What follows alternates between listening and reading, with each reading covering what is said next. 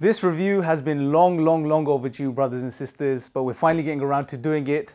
We're going to be reviewing this amazing book, The Divine Reality, God, Islam, and the Mirage of Atheism. Brothers and sisters, Assalamu alaikum first and foremost. This book, if you have any questions regarding atheism, if you have any questions regarding Islam and atheism, if you have any questions regarding the intellectual foundations of Islam, if you want to learn more about these topics, if you have been approached by maybe some atheists who have, told you such and such argument against God's existence and has left you a little bit, left you thinking, so on and so forth, anything like this, brothers and sisters, this is the book that you need. This is the book that you need, brothers and sisters. This, I would say, is probably the only book in the English language which comprehensively deals with this idea, this philosophy of atheism, and in particular in relation to Islam. This is a phenomenal book. It's written by brother Hamza Tzortzis. I know him personally. He's a dear brother. And I can't say too much about this book, right? I can't say enough. I can't say enough, literally.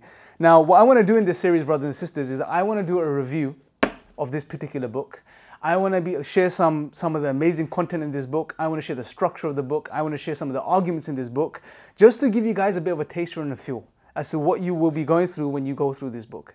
And I guarantee you, brothers and sisters, this is something you need to read for yourselves, and this is something you need to read for your children. This is something our children need to read, especially in the climate that we live in the world that we live in, right? Now, I would even encourage that atheists need to read this book. Atheists need to read this book, because although my summaries may be a bit, you can say, harsh at sometimes, and so on and so forth, however, Hamza, the way he's written this book is in a very academic manner, very academic manner. He's very balanced, he's very nuanced, he looks at both sides of the spectrum, So for the atheists, this will be a fantastic read too. Now, what I want to do in this particular episode is just to give you guys a summary, right? Now, what you're going to expect from this book. Although you may be thinking, Hamza Tzortzis, The Divine Reality, Atheism, it's going to be a very philosophical book. It may be a bit dry. You may have to just, go through a lot of deep philosophical discussion. That's not the case, right? The way Hamza has structured this book is phenomenal, because it begins off with his journey, right? Following his journey, he goes into sort of breaking down and discussing atheism, right? Just so we understand atheism properly, because sometimes we get carried away and we say atheists are this, and we just categorize them and put them in this bubble, and that's it. But he goes into atheism, the history of atheism, breaking down atheism, the difference between atheism and naturalism, mesotheism, all of these ideas and philosophies, right? He goes through all of this. And then before he gets into the arguments, the strong, powerful arguments that we have in our tradition, which absolutely just demolish this worldview, this idea of atheism, right? And show why Islam is the truth and the strong intellectual foundations of Islam. Before he goes into these arguments, he basically touches upon the reality of atheism on a very personal level, right? He goes right down to what it means for the person, for the individual, for that self, that individual, what it means to adopt atheism as a worldview or ideology. And we're going to discuss this when we go through that particular chapter. And then after that, he goes through some of the most powerful arguments, such as the Quranic argument for God's existence, the argument from reason. He goes through the argument of, well, it's called here divine singularity.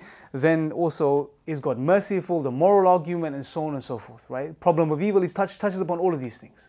And then finally, he concludes in a very beautiful way, because he goes straight to the crux of the matter, straight to the most important thing, or what should be the most important thing for us human beings, which is, why are we here? How does all of this that we've just covered in this book relate to our existence, relate to the purpose of our life, brothers and sisters? He goes into the aspect of worship, right? Why does God deserve our worship? And he really breaks this down in a very beautiful way, in a way that not only Muslims, but non-Muslims too will appreciate.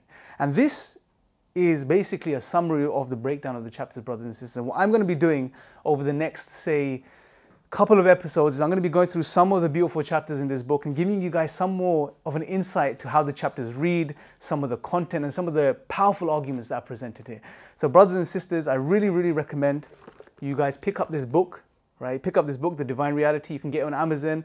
If you are from the Arab-speaking world, you can get this Arabic version. I don't know where you can access this or where you can get this, but here it is. This is the cover. So if you guys look for this, I'm sure you will find it. But for everyone else, pick this copy up, brothers and sisters. You won't be disappointed. This will probably be the only book that you need to read on this subject. And you can get it on Amazon, like I've said, so make sure you pick up a copy. And in the next episode, I'm going to be going through some of those chapters in much more detail. Jazakallah khair, brothers and sisters. May Allah bless you all. Assalamu alaikum wa rahmatullahi wa barakatuh.